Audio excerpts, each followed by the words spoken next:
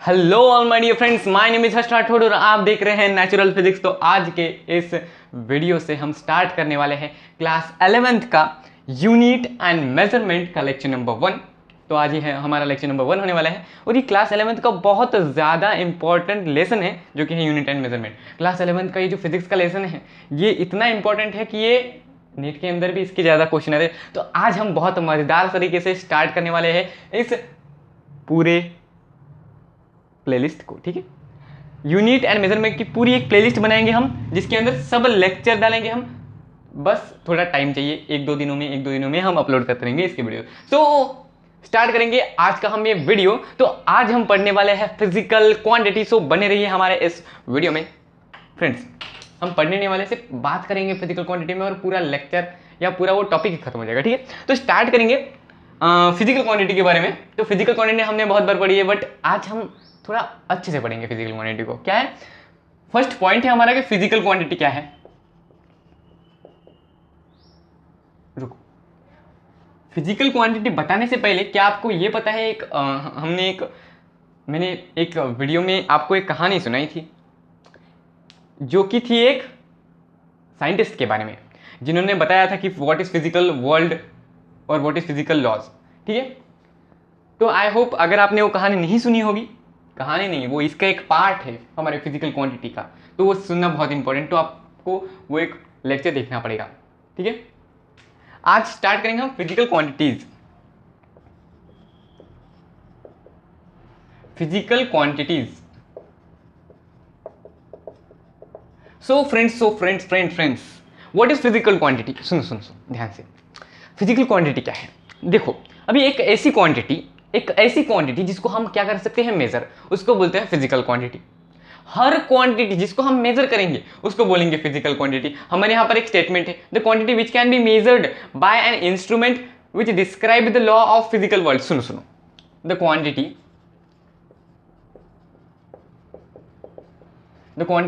which can be measured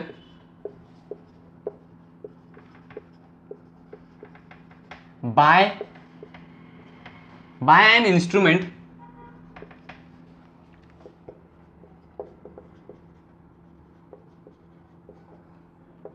is called physical quantity।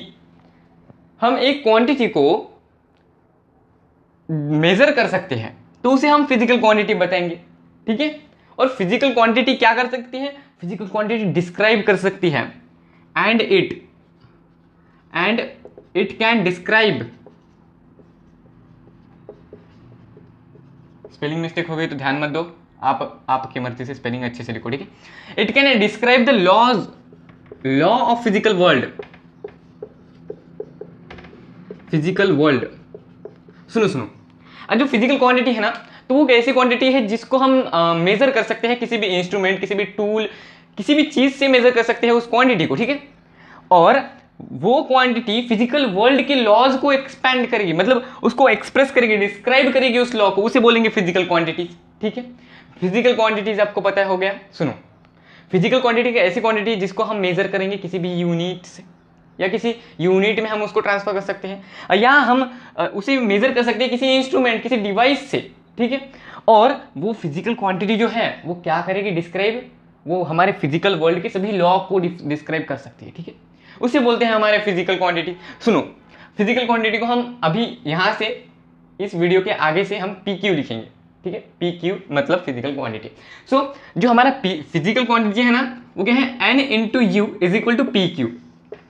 ये एक formula है, बहुत काम तो नहीं आएगा बट मैं बोल रहा हूं जनरली, तो ये फॉर्मूला बहुत अच्छा है, इससे आपको समझ में आ जाएगा। ठीक है, N into U is equal to PQ, मतलब N क्या है इसके अंदर, N जो हमारा है ना वो है न्यूमेरिकल वैल्यू, U जो है इसमें है यूनिट, एंड PQ जो है वो क्या है, हमारा फिजिकल क्वांटिटी।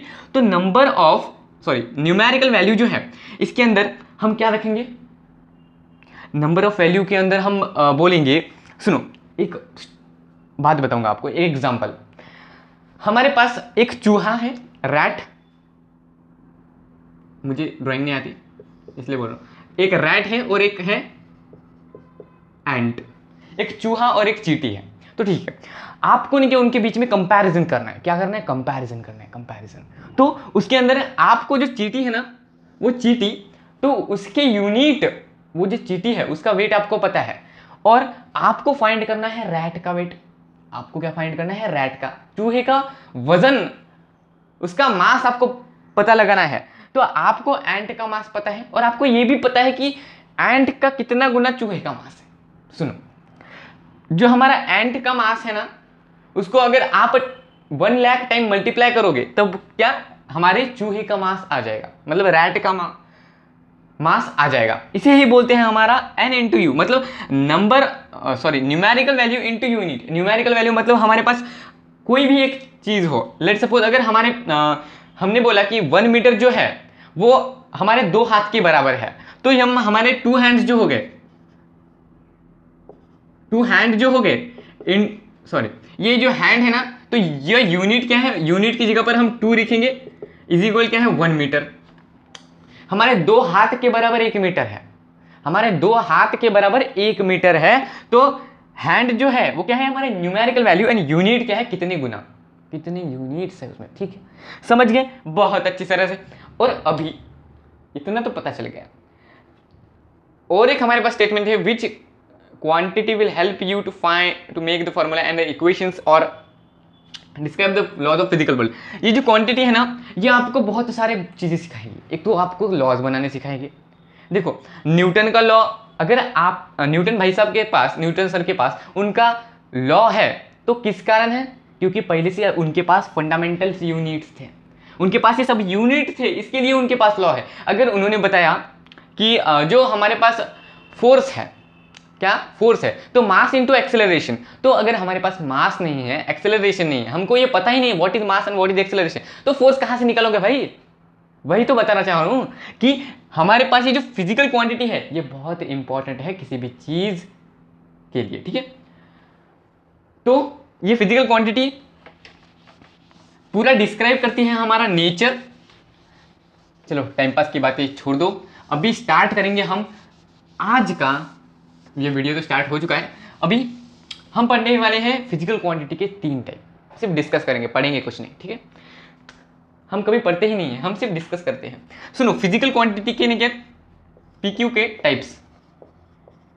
अगर आप फिजिकल क्वांटिटी के टाइप्स पढ़ेंगे तो आपको 3 टॉपिक मिलेंगे, 3 पॉइंट्स मिलेंगे, या 3 नंबर्स मिलेंगे। सुनो, हमारा जो पहला है ना, वो क्या है, हमारा फंडामेंटल क्वांटिटी, क्वांटिटी को क्यू से डिनोट कर रहा हूं। सेकंड जो है वो क्या है, हमारा ड्राइव्ड क्वांटिटी। सुनो, डिराइव्ड क्वांटिटी, एक मिनट, मुझसे भी स्पेलिंग मिस्टेक हो सकती है, डी बराबर है VED, मुझसे स्पेलिंग मिस्टेक बहुत है। तो ड्राइव्ड क्वांटिटी, और थर्ड जो है वो है, उसको बोलते हैं हम 180 डिग्री। आपने मैथ्स में पढ़ा होगा 180 डिग्री को हम क्या बोल सकते हैं, सप्लीमेंट्री एंगल बोल सकते हैं ना, तो इसको सप्लीमेंट्री क्वांटिटी बोलेंगे। ठीक है, supplementary quantity,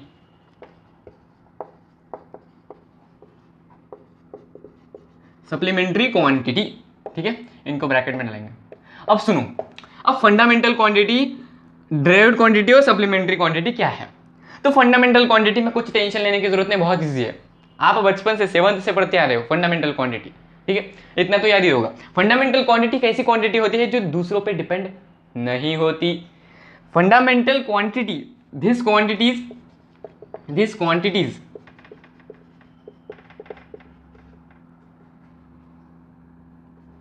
these quantities are not depend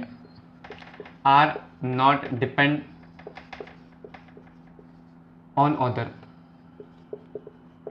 ये क्वांटिटी है क्या, ये किसी और पर डिपेंड नहीं हो सकती, होती ही नहीं है ये तीनों क्वांटिटीज। सुनो, एक ऐसी क्वांटिटी जो दूसरे पर डिपेंड नहीं करती, कुछ दूसरे से कोई लेना देना ही नहीं है इस फंडामेंटल क्वांटिटी का। जैसे अगर हम एग्जांपल लें तो हमारा लेंथ हो गया, मास हो गया। ठीक है, तो ये क्या है, हमारे फंडामेंटल क्वांटिटीज। क्या है फंडामेंटल क्वांटिटीज, कैसे, देखो, एक ऐसी क्वांटिटी जो दूसरों पर डिपेंड नहीं करती। हमारे पास लेंथ है, तो लेंथ की यूनिट क्या है हमारी, ऐसा यूनिट हमारे मीटर्स है। उसके बाद उसका सिंबल क्या देते हैं, हम एम से देते हैं। ठीक है, मीटर का एम से देते हैं। तो कुछ ताल्लुक है क्या दूसरे से, कुछ दूसरे से ताल्लुक हो रहा है क्या। फंडामेंटल क्वांटिटी का दूसरे से ताल्लुक हो रहा है। सुनो सुनो, आपको अभी फंडामेंटल क्वांटिटी अगर आपने ज़्यादा पढ़ी नहीं होगी तो आपको ये एक बार में समझ में नहीं आएगा। रुको, कॉलम बनाएंगे हम 3, फिर उसके बाद समझो आप। ये है फंडामेंटल क्वांटिटी, इसके बाद ड्राइव्ड क्वांटिटी डी क्यू लिख रहा हूँ, एफ क्यू, और उसके बाद हमारी है कौन सी भाई, ठीक है, सप्लीमेंट्री क्वांटिटी। ये हम 3 ब्रैकेट बना रहे हैं, ठीक है। तो सॉरी, ब्रैकेट ही बोल रहे, जाने दो। Fundamental quantity, derived quantity, supplementary quantity. तो फंडामेंटल क्वांटिटी है जो किसी पे डिपेंड नहीं करती, it not depend on other,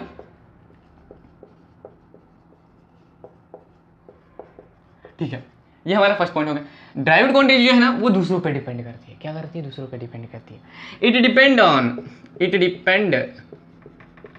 on fundamental quantity. ये फंडामेंटल क्वांटिटी पर डिपेंड करती है, यार मुझे ये दो, यार मुझे वो दो, ये ऐसे कर देती है भिखारी बेचारी। ये ड्राइव्ड क्वांटिटी भिखारी टाइप है, ठीक है। इसका तो आप बहुत इजीली लिंक कर पाओगे, मैं आपको बाद में बताऊंगा। तो फंडामेंटल क्वांटिटी जो है ना, तो उसमें क्या है कि वो किसी पर डिपेंड नहीं करती। जैसे कि इसके अगर हम एग्जांपल ले तो सुनो, फंडामेंटल क्वांटिटीज के अंदर पूरे 7 टाइप्स हैं, ठीक है, ठीक है। ड्राइव्ड क्वांटिटी जो है ना वो डिपेंड करती है फंडामेंटल क्वांटिटी पर। क्या ये भिखारी है तो दूसरों पे डिपेंड करती है। ड्राइव्ड क्वांटिटी फंडामेंटल क्वांटिटी पर डिपेंड करती है। अब कैसे आपको फंडामेंटल क्वांटिटी समझ में नहीं आई, मुझे ये बात पता चल गई है, ठीक है। आपको बताऊंगा, समझाऊंगा, बहुत अच्छे से समझाऊंगा, सिर्फ ध्यान दीजिए आप बहुत केयरफुली। तो ये ड्राइव्ड क्वांटिटी जो है ना ये कैसे दूसरों पर डिपेंड होती है। सुनो, अगर हम इसका एक यूनिट ले ड्राइव्ड क्वांटिटी का, तो हमने बोला कि एरिया जो है ना, एरिया एक यूनिट है जो कि है ड्राइव्ड क्वांटिटी। एरिया यूनिट है ड्राइव्ड क्वांटिटी। एरिया का फॉर्मूला क्या है? एरिया का फॉर्मूला है मीटर स्क्वायर, या हम ऐसे लिख सकते हैं कि length into breadth. Length into breadth हम एरिया को लिख सकते हैं, ठीक है। लेंथ इनटू ब्रेथ तो लिख सकते हैं। अभी इसमें क्या डिपेंड हो रहा है? एम इंटू एम क्या है? एम इंटू एम क्या है? एम स्क्वायर का मतलब एम इंटू एम, और एम क्या है? मीटर है। मीटर अगर एम है तो मीटर क्या है भाई? मीटर हमारी लेंथ है। तो लेंथ हमारे किस में है? लेंथ हमारी एक फिजिकल क्वांटिटी है भाई फ्रेंड्स। लेंथ सॉरी, लेंथ जो है ना वो हमारी क्या है? फिजिकल क्वांटिटी है। तो ये जो मीटर इंटू मीटर है, तो इसमें के जो मीटर है तो मीटर हमारी लेंथ है। इसका मतलब ये जो फंडामेंटल क्वांटिटी है वो डिपेंड है दूसरे क्वांटिटीज पर। एरिया का हमको फॉर्मूला निकालना है तो m इंटू एम, और m क्या है? लेंथ है। इसका मतलब है कि ये जो क्वांटिटी है ये इस क्वांटिटी के ऊपर डिपेंडेंट है। और एक क्वांटिटी देखेंगे, दूसरी क्वांटिटी अगर हम बात करें कि वॉल्यूम भी एरिया जैसे metre cube, metre into metre into metre, metre into metre into metre. तो m क्या है? लेंथ है। मीटर क्या है? लेंथ है। तो लेंथ क्या है? फिजिकल क्वांटिटी है, तो ये इस पर डिपेंड हो रही है। और क्या है? वेलोसिटी। सुनो, वेलोसिटी का क्या फॉर्मूला है? Displacement upon time.